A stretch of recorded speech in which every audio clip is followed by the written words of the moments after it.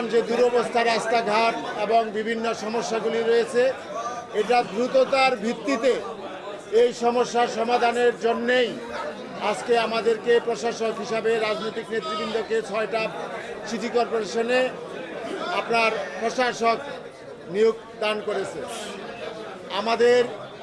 আমি এটাকে পবিত্র দায়িত্ব হিসাবে মনে করি এবং আমি আপনাদের মাধ্যমে নগরবাসীকে বলতে চাই, নগরবাসীর সকলের সহযোগিতা চাই।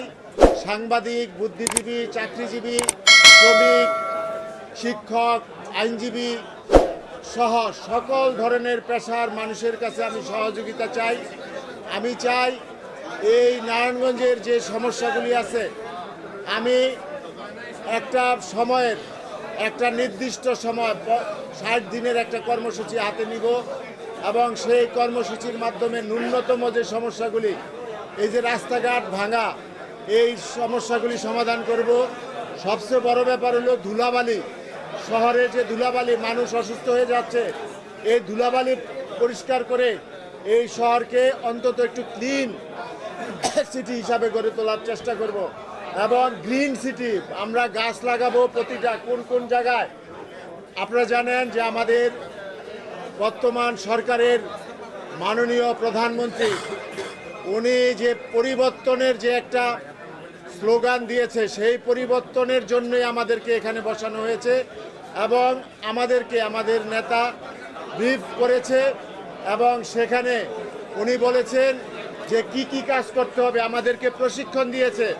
আপনারা শুনলে অবাক হবেন, গতকাল আপনার জাপানের থিসিস করা মশা সম্পর্কে, মশা কিভাবে, ডেঙ্গু মশা, চিকুনগুনিয়ার মশা কিভাবে শনাক্ত করা যাবে এবং কিভাবে এটা নির্মূল করা যাবে, সেই ব্যাপারে আমরা যে 6 জন, এই 6 জনকে বিশেষজ্ঞর মাধ্যমে আমাদেরকে প্রশিক্ষণ দেওয়া হয়েছে এবং আমাদের অন্যান্য বিষয়ে আমাদের প্রধানমন্ত্রী গতিশীল প্রশাসন, গতিশীল সিটি কর্পোরেশন গড়ে তোলার জন্য উনি যে আপ্রাণ চেষ্টা করছে।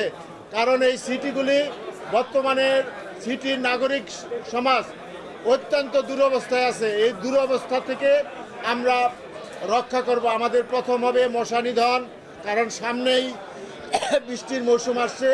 এই বৃষ্টির মৌসুমে ডেঙ্গু, চিকুনগুনিয়ার প্রকোপ দেখা দিবে।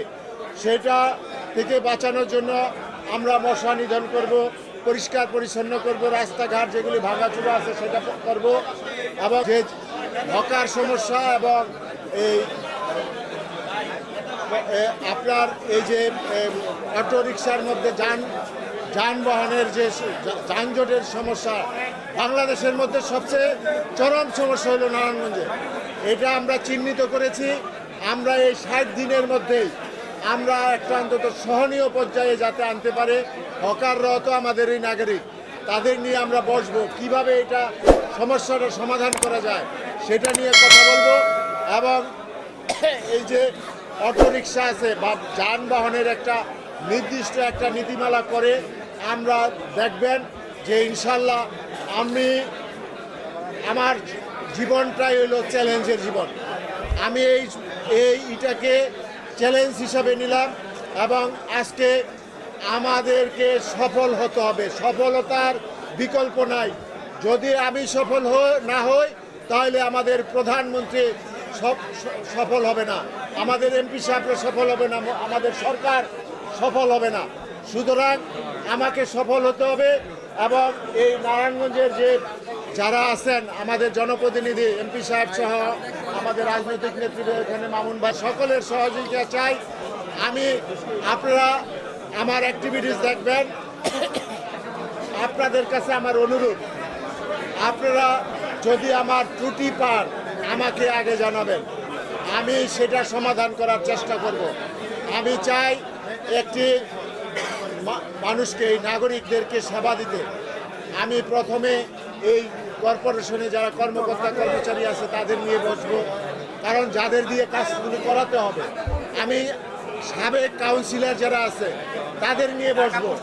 আমি সাবেক কাউন্সিলরদেরকে এই সিটি কর্পোরেশনের কাজে লাগবো।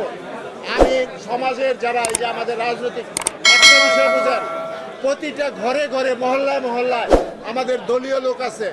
এখন দল না, আমি মনে করি সকলকে নিয়ে বিরোধী দল আছে যারা আছে, আমি চাই সকলের প্রতি সমান আচরণ করতে।